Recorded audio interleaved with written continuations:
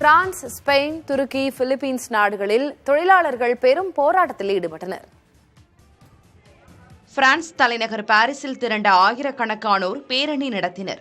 அதில் ஊதிய உயர்வு, பணியிட வசதிகள் உள்ளிட்டவை வலியுறுத்தப்பட்டது.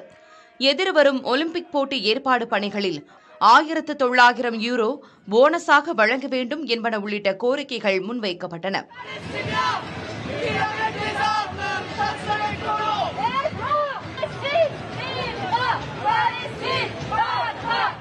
இதனிடையே மே தின நிகழ்வுக்கு வந்த இரு தரப்பினர் கைகலப்பில் ஈடுபட்டனர்.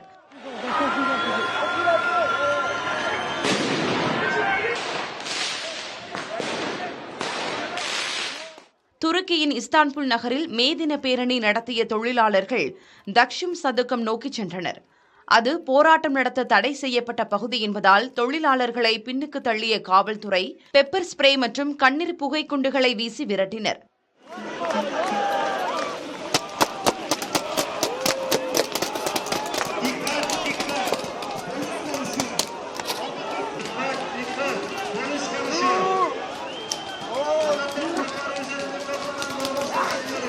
சிலியில் மே தினத்தை முன்னிட்டு திரண்ட தொழிலாளர்களுக்கும் காவல்துறைக்கும் இடையே மோதல் வெடித்தது.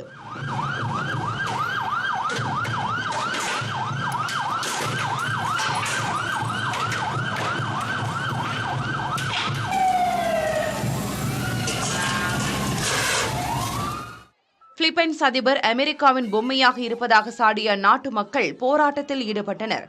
தலைநகர் மணிலாவில் உள்ள அமெரிக்க தூதரகத்தை முற்றுகையிட முயன்ற போராட்டக்காரர்கள் தண்ணீரை பீய்ச்சி அடித்து கலைக்கப்பட்டனர். ஸ்பெயின் நாட்டின் மேட்ரிட் நகரில் நடந்த மே தின பேரணியில் ஆயிரக்கணக்கானோர் பங்கேற்றனர். பணிச்சூழலை மேம்படுத்த கோரிய அவர்கள் ஊதிய உயர்வு மற்றும் வேலை நேரத்தை சீரமைக்கும்படி வலியுறுத்தினர்.